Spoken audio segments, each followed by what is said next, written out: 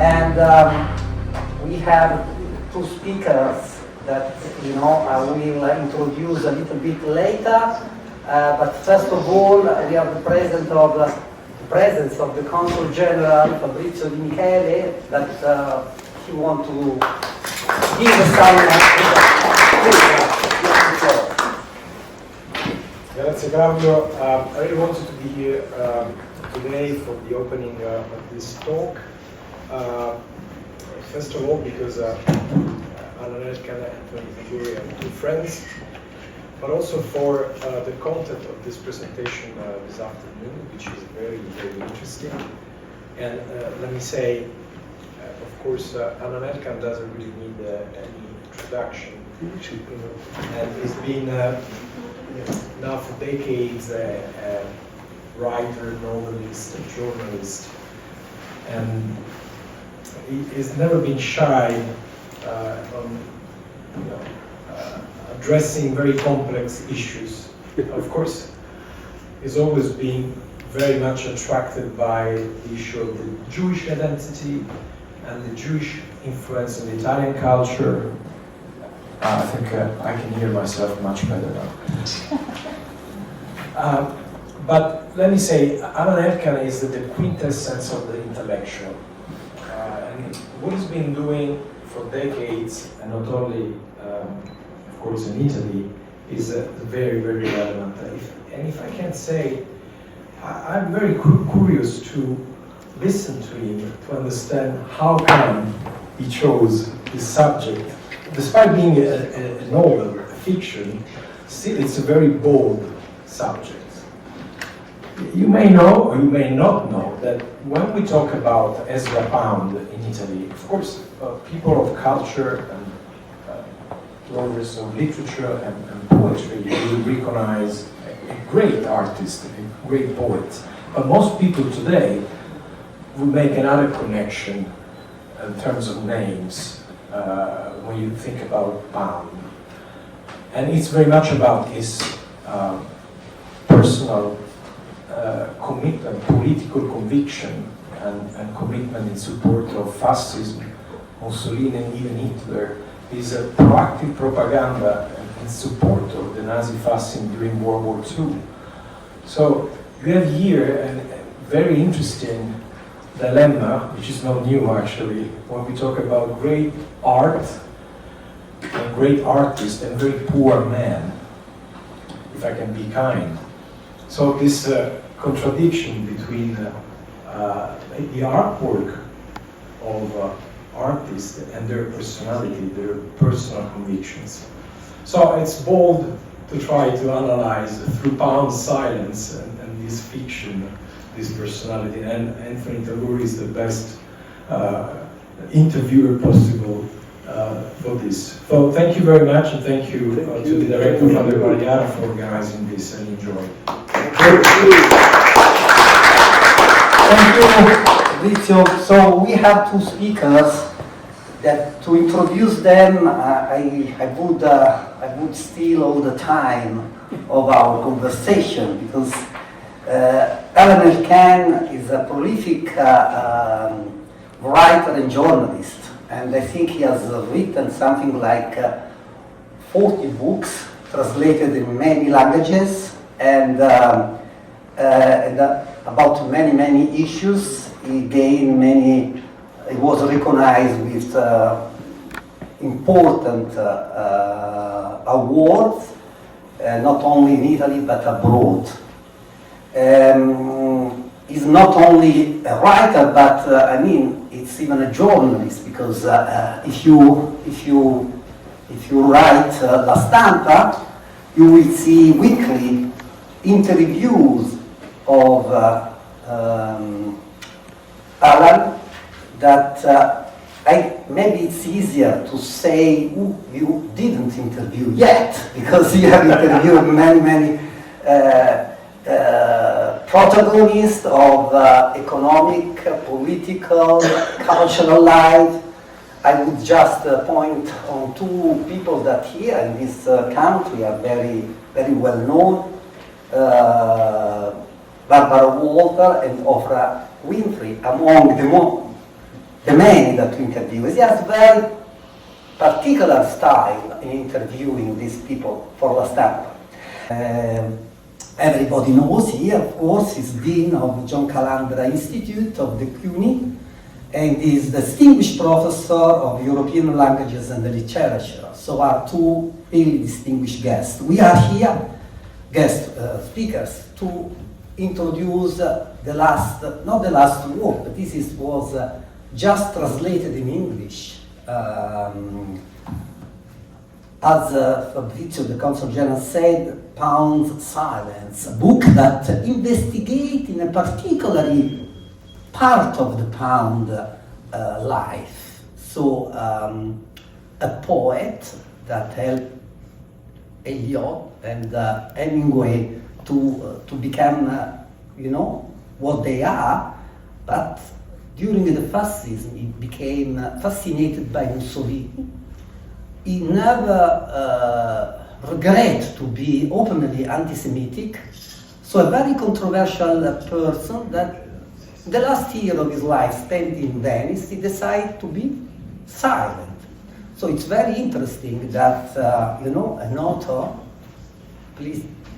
an author decided to investigate about the silence of a poet that have spoken so much about with her poetry, but decide to stay silent. And what is behind this silence is really, the aim of this book, which I really invite everybody to read it, because it's not just a fascinating issue, but the way that is written, the reader really enter in this story, and I'm not going to reveal the end, but the end explain all the book, of course, like usual, but it's more than important.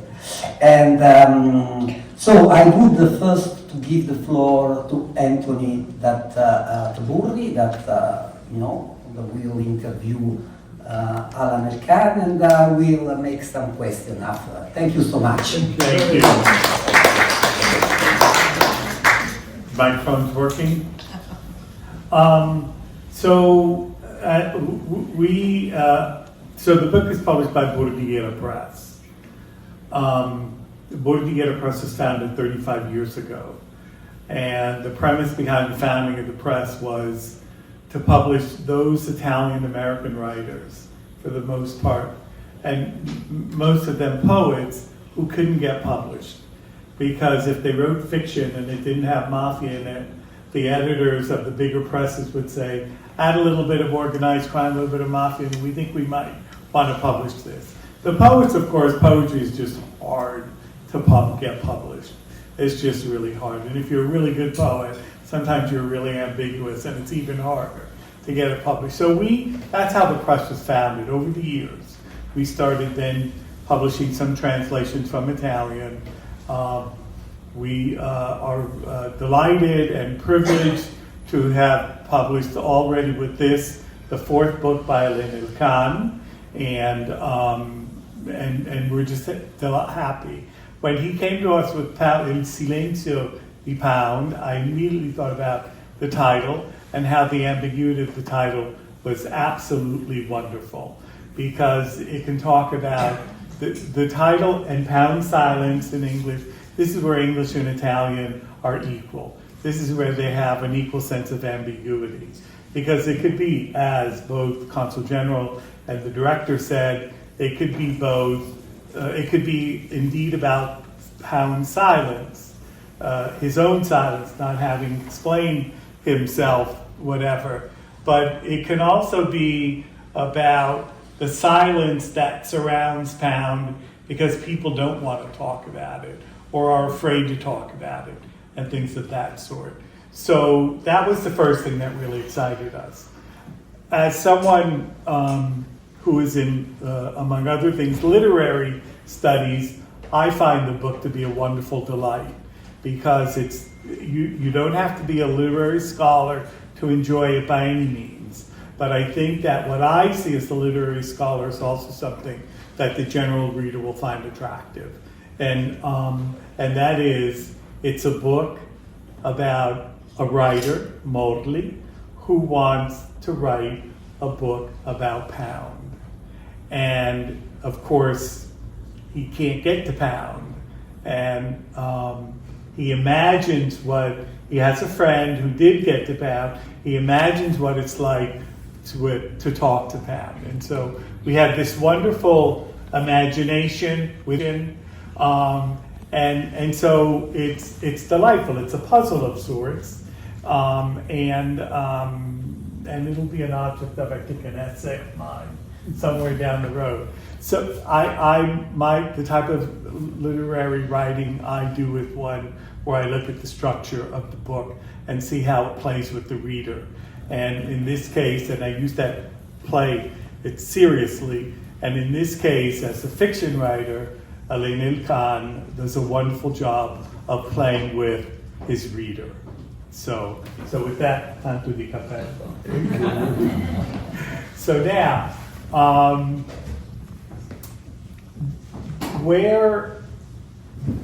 how did this idea come to you, number one, right? And number two, how did you start? We did an interview before, and I asked him about how much his characters influence him. Listen, before answering the question, I want to thank the General Counsel.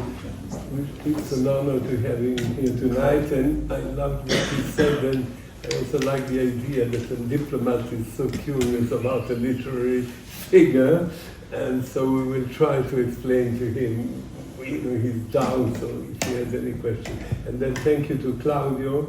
I'm very happy that Claudio is now here in this house where I've been so many times and so in my long life.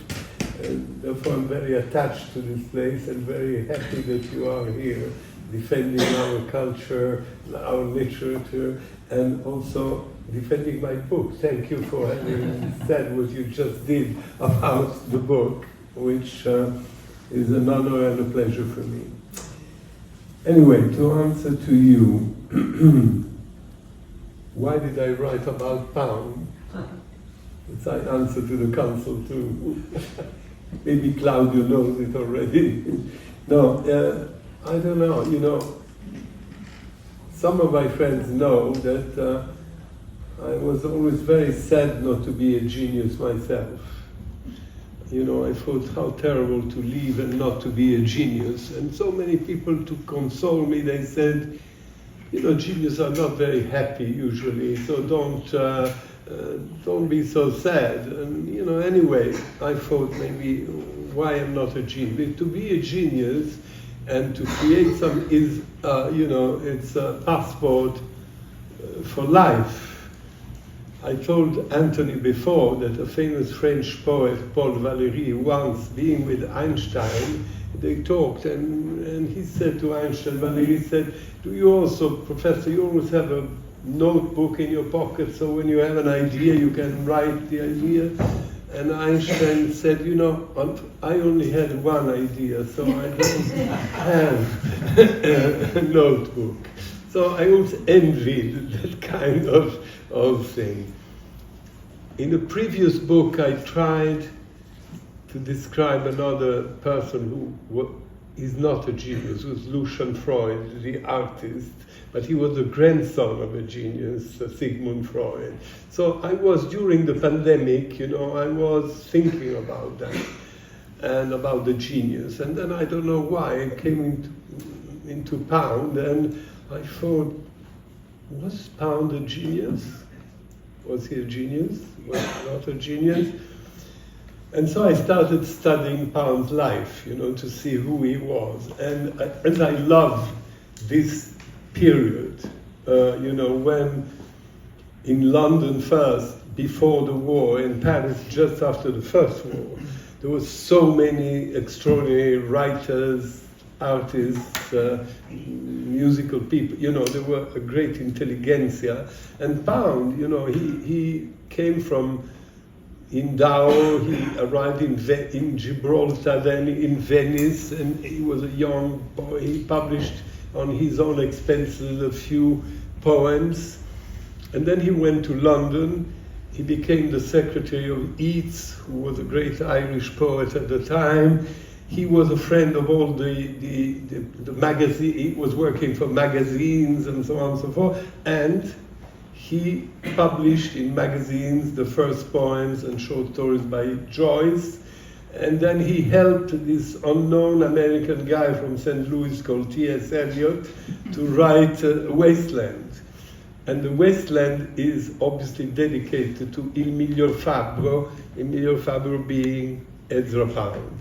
And he was very tough with Eliot, you know, he cut, changed, and you know the result. And then he went to Paris, and in Paris he became a friend of Gertrude Stein, of Hemingway. He boxed with Hemingway, he was a friend of Brancusi, he was a friend of many artists, and obviously he was a friend of Joyce, and he helped Sylvia Beach to publish Ulysses. And as he was a strange character, there you start understanding who was Pound. He helps Joyce to publish Ulysses. And then he writes in French for a French literary magazine, Le Mercure de France. He writes a criticism of Ulysses in which he said, what is Ulysses? Nothing. You know, Flaubert did this already 20 or 40 years before, so it's nothing new, not so interesting, and so on and so forth. So he was that kind of controversial person, right? And what he does after as a controversy, he goes to Rapallo. Rapallo, it's nice, you know, it's a beautiful sea resort. Nevertheless, it's not Paris in the 20s. And he lived 25 years in Rapallo, playing tennis, obsessed by playing tennis, rowing, and writing millions of letters, articles, poems, and so on and so forth. And in the meanwhile, he's in Rapallo, he becomes a fascist. He's obsessed by Mussolini, loves Mussolini, and through an American sculptor friend, he has a meeting with Mussolini. And Mussolini said, okay, let's see this American poet, and so on and so forth. And the poet goes to Palazzo Venezia and tells to Mussolini what he should do in economics. He gave him a lesson, saying you should be like Jefferson, you should do this, blah, blah, blah. And Mussolini gets bored, you know, because he was waiting for a poet and not an economist. And he said, okay, fine, you know, bye. And after that, he never... You know, he was a famous man, Pound. He never tried to be something in the fascist regime. He was never an authority or an ambassador or something, nothing. He stayed in Rapallo. But he was doing radio shows, radio program, in which he said incredible things, including when America becomes an enemy of Italy, including when fascism falls and there is the Republic of Salon, he still is pro-Nazi, pro-fascist in his speeches. So when the war ends, he's punished. They take him to Pisa and put him in a cage. A black man, he was a racist, gives him a box and a typewriter, and there, under terrible heat in this cage, he writes the Pisan cantos, which are probably his masterpiece, you know, during that time. Then he's brought to Washington. They don't want to kill him as a traitor, but they put him in a criminal hospital in Washington for 14 years. And then, because of his friends and blah, blah, blah, he's liberated under the guard of his wife, Dorothy Shakespeare. But when he arrives in Italy, after a short time, he will go to Venice, staying with his girlfriend, the other one, Olga Raj. Dorothy goes back to England, and there he ends his life in Venice. And you have these wonderful pictures, photographs of Pound with a beard, with a big hat, with a cape, the fog in Venice. I mean, it's beautiful photograph. And he never speaks. And there is a great article by Indro Montanelli that appeared in the Corriere della Sera, where Montanelli describes his dinner with Pound, and he describes that Pound never spoke. during the whole dinner. The only thing he did was caressing a cat, which is important in the book. And then Pound's daughter, Mary, said this is the best critical article that came out about my father, that he never talked. So I was fascinated by the silence of Pound.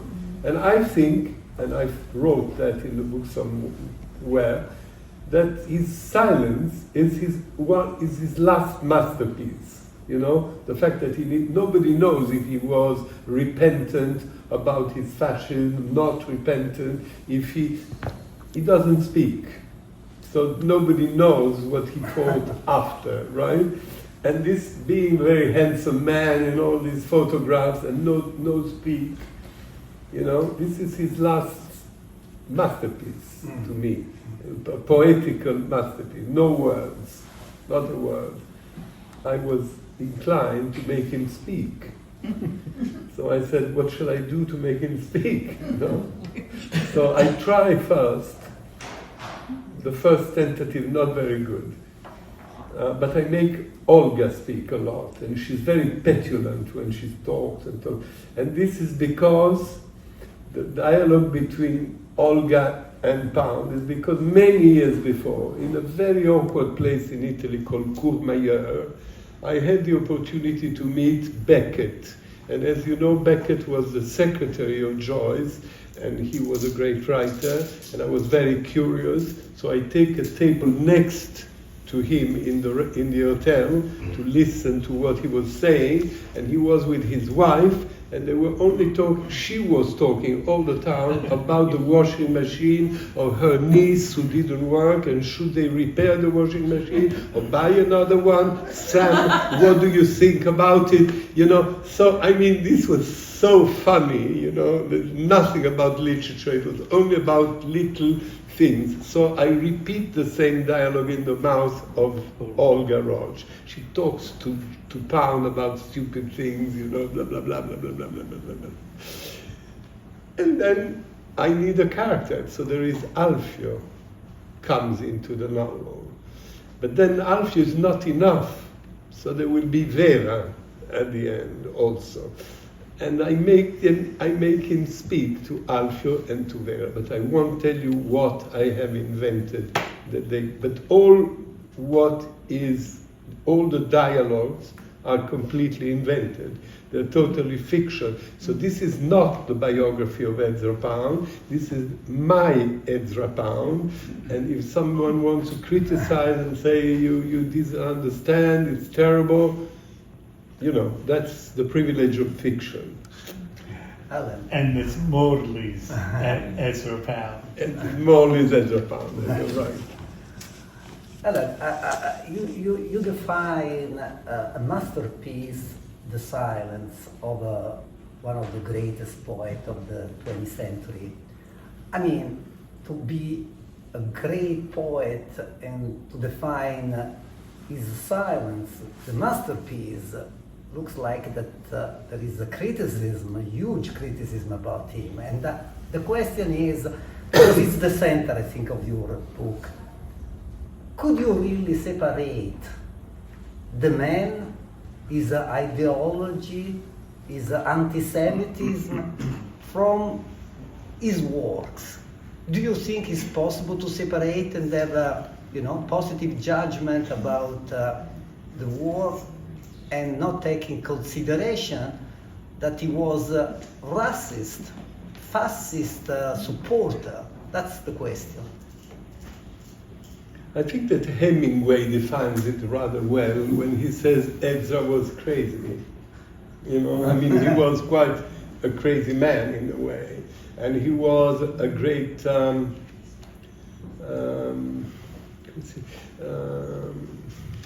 don't have the word. He was a character. He was always dressed in a special way and big color. He had a beard. He was, a character. He liked to be a character. So I am impartial in the book, because it's not the only example, When you see the ballerinas, the dancers of Degas, you don't think that Degas is a huge anti-Semite and blah, blah, blah.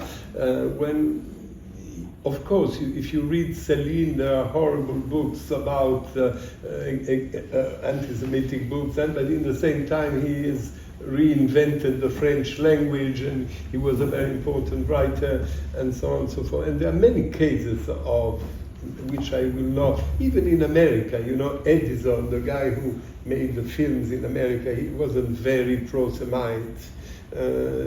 So anti-Semitism is something that unfortunately we know even today. It's a bad flu, you know, it's like an infection. It's something that exists. Now, what is anti-Semitism? Why there is anti-Semitism? There are many, many, many reasons and explanations, and I won't now explain this.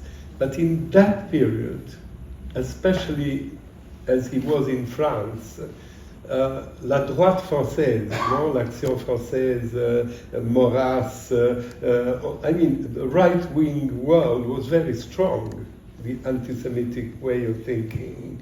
Therefore, he might have been influenced. And then Mussolini at the beginning was a great, many people admired him, including Churchill, right, at the beginning. And he turned an anti-Semite much later. I don't defend Mussolini, but that's history, right? He became anti-Semite later for political reasons, the alliance with the Germans and so on and so forth. So, I don't know, I think that Pound didn't like democracy very much. He preferred authoritarian characters. So what do? I call people who knew Pound, you know, his friends, somebody who knew him, another who studied him, and I ask, what do you think about that? And not all the answers are the same, you know, they are controversial. Some say, if he's such an anti-Semite, he cannot be a good poet. Another one says, what it has to do with poetry. He might be a great poet, and even if he is an anti-Semite. So it is open doors, you know, it is difficult to make a statement. You can, because there is freedom. I can say he's a horrible man, never want to read his books. Or I can say he's a great poet, who cares about his ideas? You know, when you see a painting by Degas, if you like it, you don't think, you know, my God, this racist, this, you know what I mean? You can love the painting, and so it is difficult to have a moral judgment. And at the end of the day, I put in moralist Pound in his mouth the idea that Pound says, the only thing I want to be is a poet, right? And when I say that his silence, I don't say it's his masterpiece, it's his last masterpiece, and there is something very poetical in being silent. You know, I mean, because it's mysterious, because you don't know, and so I was attracted by that, you know, by this idea of someone who doesn't want to apologize, but he doesn't say anything, you know, and so, and I believe that Pound, just not to be political, but this is my idea, has nothing to do with Casa Pound. You know, this extreme right, horrible enclave that I think that, I don't know, and I think that his daughter Mary tried to remove the name, right? So I don't think there is a link. Who doesn't know what Casa Pound is? Who doesn't? Casa Pound. Everybody. Who doesn't know? I think everybody. Okay. So it's a place that has been squatted by ultra right wingers in Italy, and so it's become the symbol of the ultra right wing. Squatted? Yeah. It's property. Neo-fascist. It's a neo-fascist. Yeah. Extreme fascist, not to do with the government. Yeah. Extreme right. It is, you know. They found it, but so they took him because there is an ambiguity, right? There's a great ambiguity about a photograph. When Pounds come back to Italy from his prison, he is in Genova and in Naples. He comes out of the boat. He says he does this, right? So is this a fascist symbol, or just he was saying to people, this is ambiguous. But everything is ambiguous. Nowadays, we have the same problem. And novels are ambiguous. Not that ambiguous. I mean, this is not journalism. This is not the real Pound. This is, I took, and this was the exercise, the great exercise of this book. Each book had to be a challenge, was not to write a biography, to be able to use a real character, a great character, and change him into a fiction character. Yeah. So this book is a book of fiction, right? I mean, it looks like it's a perfect story, but it isn't. No, that's what I think. Yes. No, it's very much so. But the reader inevitably thinks about the historical figure. This is a foreplay. But that's the Pound silence, right? The idea of Pound silence is that it could be both your silence as the writer not talking about that Pound, as well as the historical silence that is Pound silence, and as well as that sort of, now I'm going to get a little bit academic here, that interpretive space that is silent that the reader fills. And that, so if I get a little bit academic, pardon, but that's what makes this, to a literary scholar, so exciting. That it's a wonderful, very well accomplished literary puzzle for the reader, and it really makes it, the reader has to stay on his or her toes while reading this. Do I have to answer anything? Yeah. No, I just want to say something briefly, that you cannot, I don't know if you like him or you don't like him, but many, many years ago, in this institute, your job was done by a journalist called Furio Colombo. And Furio Colombo, who's someone I knew, told me, when you write something, it has to be very precise, right? Because the reader understands, even if it's fiction, you cannot, you have to be very precise. So, my Pound is a fake Pound, but I couldn't invent a fake Pound without knowing as much as I could about him. And in this room, there is Osanna, who is my friend, my companion, my girlfriend, who has been with me, and she's Aloysia in the book. Because we went, during the pandemic and before, we went everywhere. We went to Rapallo to see his house, we went to Venice, we saw the house where he stayed, the cemetery where he's buried. I mean, we did a lot of, I did, but with her help, a lot of research. So all the things that I say are precise, even if the book is invented, So, I mean, you have to understand that. It's not science fiction. It is what it is. Le zattere, the cafes, where they take the vaporator. Everything is very precise because we have studied it. You cannot write just like that. You have to know New York if you want to talk about New York. You have to know it well, and don't go into fields that you don't know. I mean, I couldn't write a book about medicine because I don't know enough, and so it will be ridiculous. People will say, what is this? Actually, I felt reading the book that as a fiction writer, you were very honest to separate, as you have written this book, the fiction from the research. So it's very clear which are the fiction characters and which are not. I mean, your research are described, not in the first person. My question is two. One, why you didn't use the first person? You use another character that, of course, resembles to you, but we don't know if are really you. There is an ambiguity there, no? You don't say first person. And second, the two invented characters, Alfio and Vera, are very different.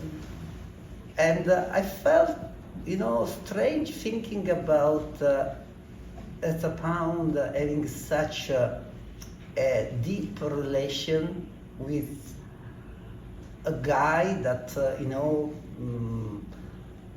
frankly, there is no, of course, any feeling in a way that the man and the woman can have, and even it's very normal in a certain way. I mean, he doesn't do anything really in life, so there's such a different stature between the two. Why do you choose such a different character in making the silent Pound speaking? I love the idea that you said ambiguous, right? Because it's very difficult to be clear in ambiguity, right? So we had to be precise in the ambiguity field. So it was a steeplechase, an interesting, I choose Alfio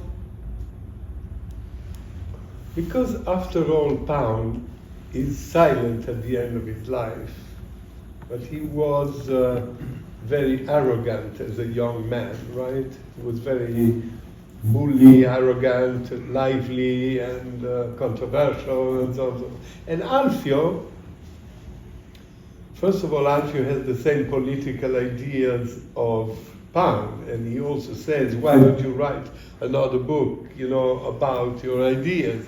And Pound doesn't even answer, right? I think that Pound, which happens with old people like me or older, to be attracted by the vitality of a young person, right? Because the vitality of a young person gives you vitality too. So he has this young friend who's probably not as intelligent as him, and the intelligence of Alfio consisted in not trying to be the friend of Pound or to become someone because of Pound. He doesn't want to be that. He just likes to be with Pound. He's fascinated by this incredible man, and Pound likes him, right? Does he like him because he's not challenging him? Does he likes it because of his vitality, I think. That's the principal idea. But, of course, to be close to such a man can be dangerous. And Alfio puts himself in danger by becoming a friend of Pound. I won't tell you why, but you will discover it. And then, even if he has a mistress, Olga, who is his official mistress, because, I told you about the life of Pound, but not about his love life, which was very, very complicated too, because he had a wife, Dorothy. Dorothy had a son who had the same name of Pound's father, but he was not his son, because Dorothy had the child in Egypt during a trip, so she probably met another man. In the meanwhile, Pound had a daughter with Olga, who was his mistress. The difference is that not being married to Olga, his real daughter couldn't be his daughter, officially. Instead, his fake son was his son, officially, right? Omar. So, he had this strange life. And when he comes out of prison, as he was a charming man, he had also another young woman called Marcella Span, who was a Texan girl, who comes to Italy with him, the wife Dorothy, who had power of attorney because he was coming out of this hospital. And where do they go? They go to Tyrol, where the real daughter of Pound, who was not Dorothy's daughter, had a castle, because in the meanwhile, even she has been brought up by peasants, because the parents couldn't stay with her because she was illegal. She married an aristocrat who had a castle in Tyrol, and so his wife, his young mistress, they go to live in the daughter of the other mistress' house, where they spend some time. Then, after a while, this doesn't work. Dorothy goes back to England. Marcella comes back to the United States, goes to Texas, and he goes to Venice with his other mistress, Olga, who is the mother of Mary.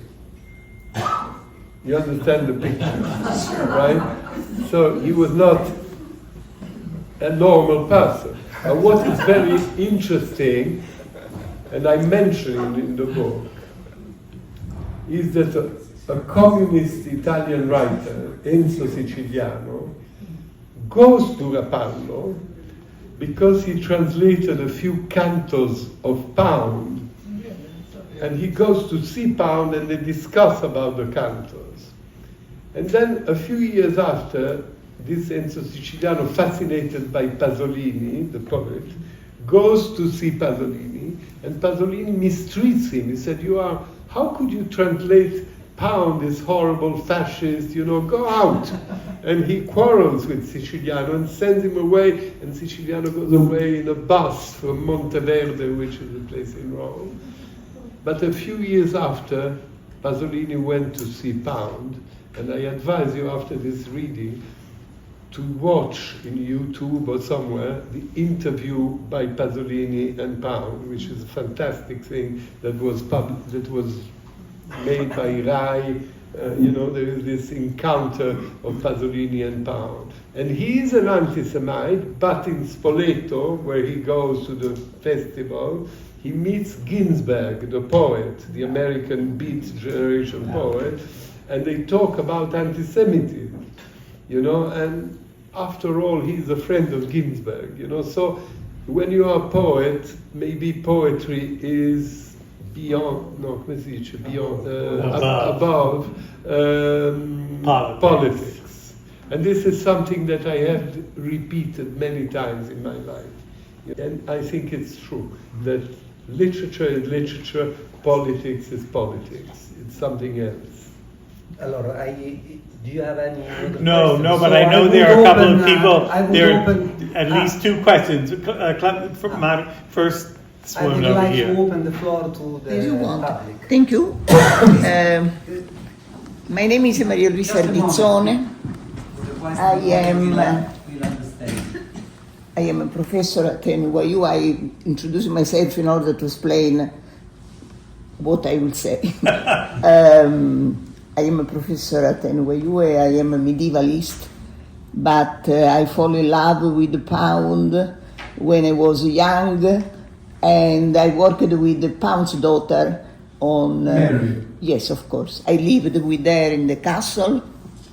And what you tell, I have, of course, I am not only an expert of this, but Mary asked me to work with her on the cantos for the notes, the Meridiano Mondadori.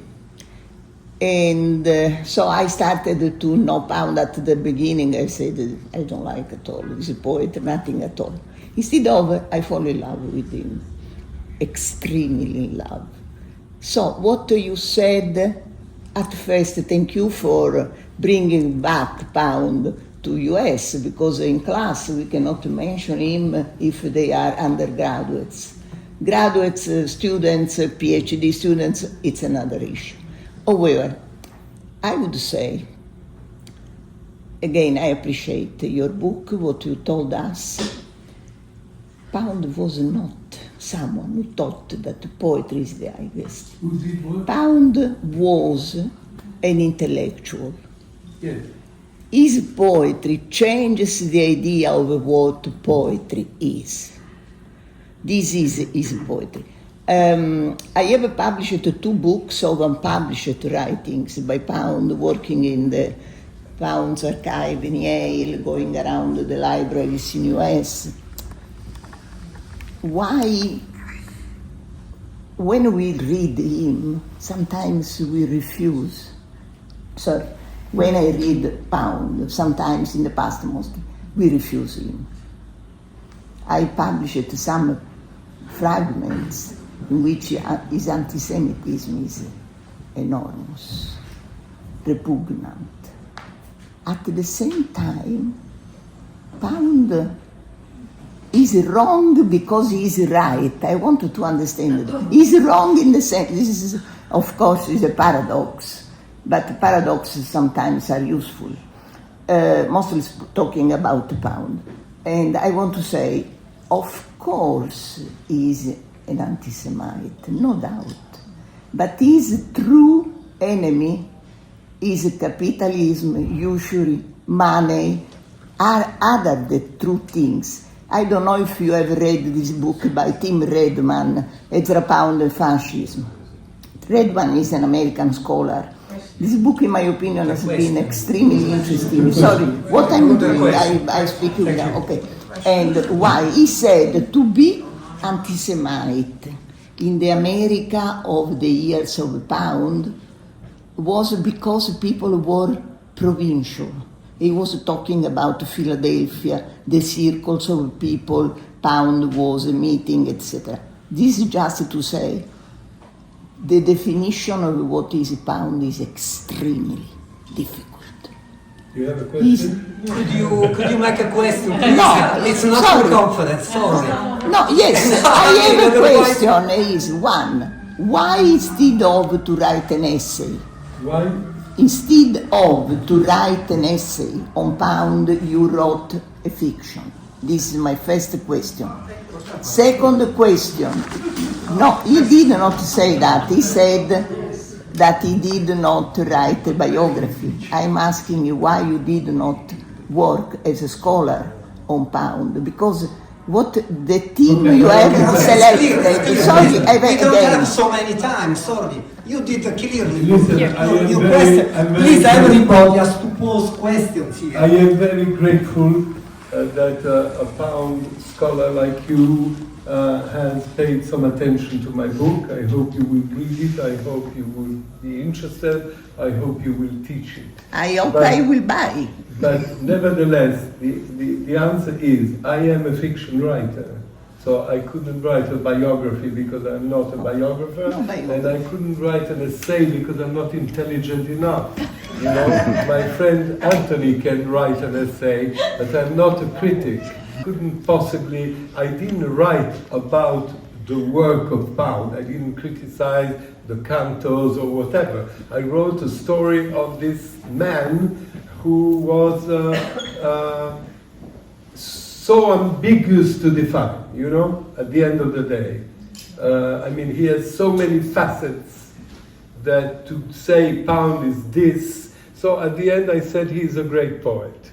You know, he wanted to be a poet, he is a poet, he will be remembered as a poet, and also a great editor, and he wrote a marvelous little book called How to Read, in which he explains, you know, so he's also an essayist.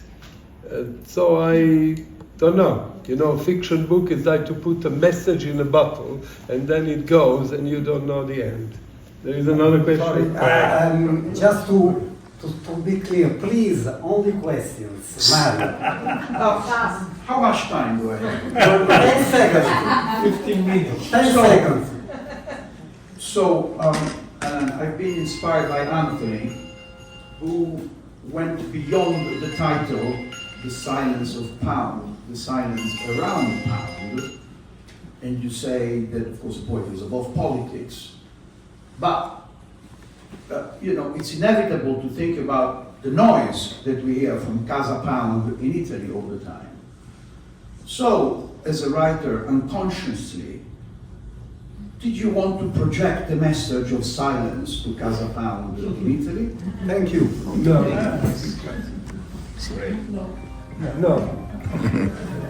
Sorry, my answer is short. But Okay, no. but elaborate. Why not? I say unconsciously. Because I am not a political writer. But Because unconsciously. unconsciously, I don't know what is unconscious. We need a psychologist here. I mean, that's too difficult. Alain, if I'm not mistaken, Ezra Pound was a friend of Peggy Guggenheim. Because when I interviewed her 50 years ago in Venice, she spoke about it. And you know, Peggy was a very unconventional person. She was not very much like the traditional Venetian, so that explains why she was a friend of Pound. What is the question? The question. No, I'm just saying. You know that she was a. Okay, I know very well, and there was a big story about Pound's papers in his house, vicino alle Zattere in Venice. Palazzo Venier dei Leoni. No, that's Peggy's house, but he had a little house, Yes. and there was a big story about his papers, you know, and in which the Guggenheim was involved. I mean, because she was a friend of Olga, his girlfriend, Yeah. and Olga died later, and okay, they are both buried in the Cimitero di San Michele in Venice, and Pound, even he is whatever he is, he is buried next to Stravinsky, his wife Vera, next to the poet Brodsky, next to Diaghilev, and so he is in good company in the San Michele Cemetery of Venice, where I went to see his tomb. But he was part of Venice, but he didn't talk, he didn't speak. Carlos the cat.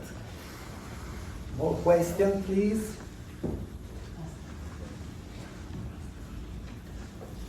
I'm sure that you have many. I intimidate too much. No? Okay, please. Hi, thank you for speaking with us tonight. You talked at the very beginning about regretting not being a genius, which I think is a peculiar thing for anyone to say at all. And I was wondering if you could elaborate on those feelings, and especially in terms of interacting with this historical figure, who I guess you would define as such. And yeah, I mean, the thing is, you seem pretty accomplished, and so But I am not a genius. You see, that's the problem. Your opinion, but what? I mean, you see, if Pound is a genius, you want to finish the question? No, please, you're already talking. If Pound is a genius, then, you know, fascist, not fascist, anti-Semite, it's irrelevant. No, it is. You know, if his poem, what he did as an editor is the work of a genius who has changed things, you know, who has made, then the man is not so relevant in that sense. You know, when I said genius, I have written a book many years ago with a great Italian writer called Alberto Moravia, and it was very interesting for me to see how this man, who had been a genius as a young child, your age, even younger than you. I mean, he was 16, 17, you know, he was a teenager when he wrote this book called The Time of Indifference in English, and before he wrote incredible short stories like Inverno di Malato, Delitto al Circolo del Tennis, and so on. At that time, he was a genius. And then, at the difference of many other geniuses, he taught himself how to become intelligent, which is something different. You see, to be a genius is not the same as being intelligent.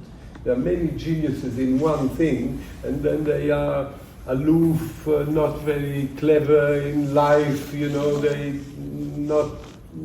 you don't even see that they are geniuses. You see, that's the point. So I was impressed by the fact that this man, who had been sick as a child, he never went to school because he was ill, a great writer, and then he teaches himself to become intelligent. I give you the example of what a genius is. Why do I say he's a genius? He writes this book, partly staying with another writer less genius than him, Curzio Malaparte, who was his friend. So he writes this book. then as he was crippled and sick, and he stayed in a sanatorium. And his aunt, the sister of his father, Amelia Rosselli, who was the mother of 3 very anti-fascist people who were murdered by the fascist police, the brothers Rosselli, sent him books in the sanatorium every week from a place called Il Gabinetto di Ezra in Florence, which is a library created for foreigners and so on. And among the books, she sent Joyce's Ulysses, okay? So he had a French governess, but he learned English and German by himself. I had the privilege to inherit his copy of the Ulysses. And I noticed that there are changes, corrections made by him with a pencil. So I went to look at the second edition, and most of his corrections were corrected in the second edition. It means that he was able to find mistakes in Joyce's Ulysses print, having been an autodidact in learning English at the age of 16, 17. Then he writes The Time of Indifference, right, his masterpiece. There is a great critic at the time who is Thomas Mann's son-in-law, Bordighera. He was a writer himself. He wrote a famous novel called Roubaix, and he was a critic in a famous newspaper called Corriere della Sera. He wrote an article, È nato uno scrittore, a writer was born, and he criticizes, he admires this book, Gli Indifferenti. Nothing happens. After a while, the publisher says to Moravia, maybe you should go and see him and say thank you for what he wrote about you, okay? So he goes to see Borghese, who was a great celebrity at the time, and after a while, Borghese said, would you like to write una dedica, dedication. Dedicate the book? And he said, with pleasure. What is your name? He asked to Borghese. So to tell you how far he was from being, politically, literally involved. He was just un genio, an incredible person, And when you are close to a genius, which I have been I had this privilege, it's contaminating, it's difficult to be nearby a gene, not because you feel inferior, because the magnet of them is so, and the mind is so weird, you walk in Paris, and suddenly he tells you, I'm going to die in Paris because it's in the Italian tradition. So you said, why is it in the Italian tradition to die in Paris? He said, you don't know that Rossini died in Paris?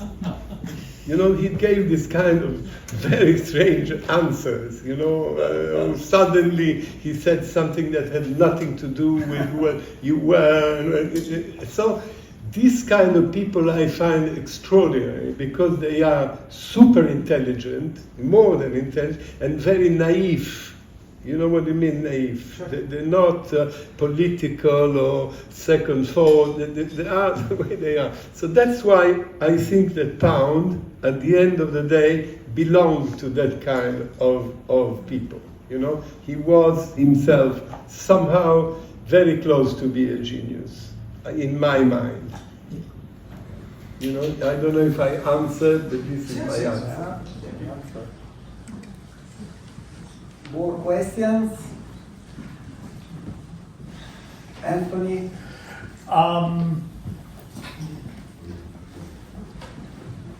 What I said, so 2 things. One, and as you read the novel, you'll see, literary works produce great conversations, as we've seen here, even though you haven't read the novel, I'll call you a genius. And I'm not, sadly. And I think part of it is because what some of you may or may not know, Alain wears many hats. He's not just a writer. He's a journalist. It means something different in Italian to be a journalist than to be a journalist in the United States. No offense to neither the Italians nor the Americans. And he's also he's a TV personality. He brought culture to TV, and in many ways he brought high culture to TV. And to do that in the 70s was very important in Italy. And then finally, the books, there are some copies here for sale for $10, and I'm sure Alain would be happy to sign them. Only $10. Only $10. So I thank You you. know, it's a bargain. I didn't know it was only $10. So big applause.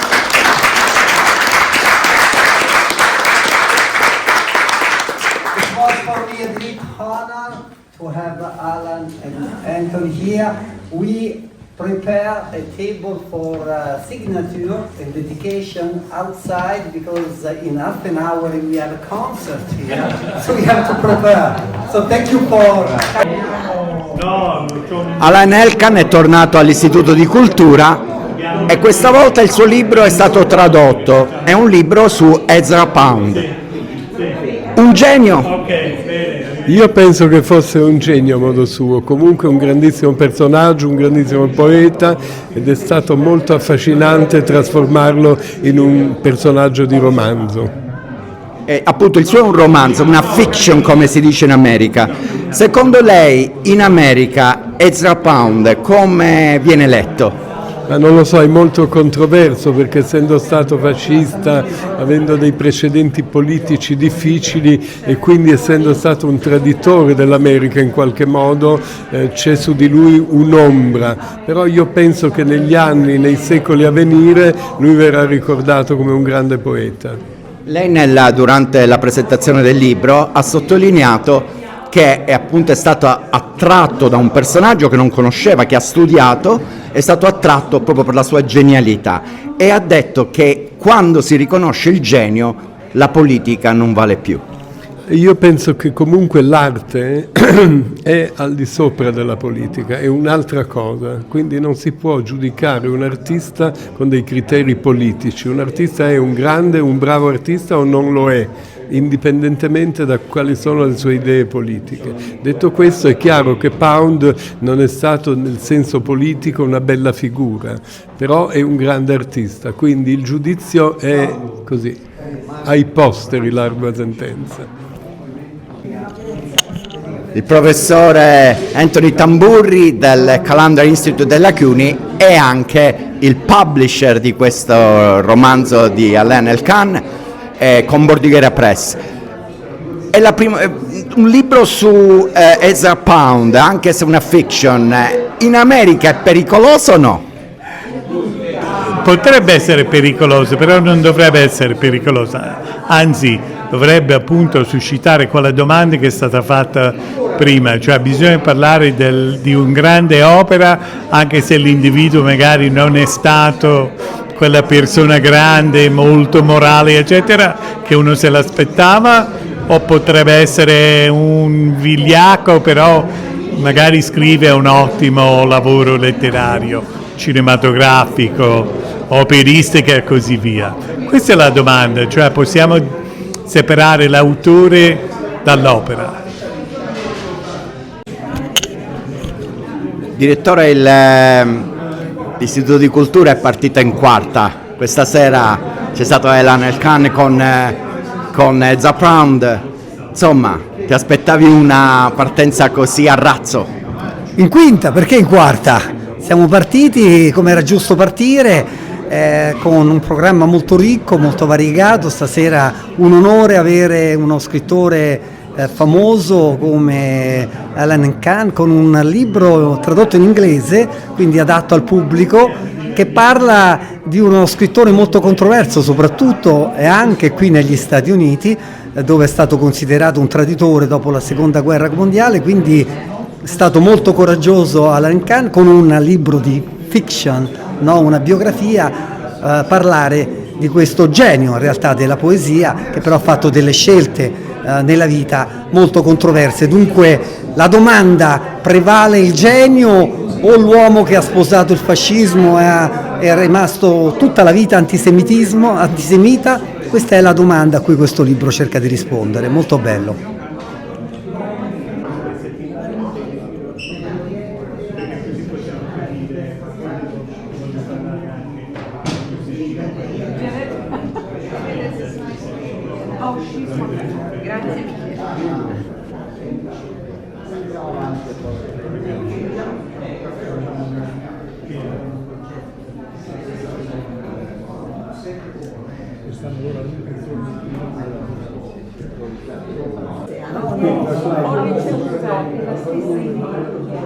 Come? È la stessa iniziale.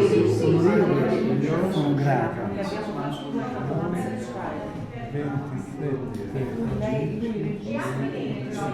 Grazie.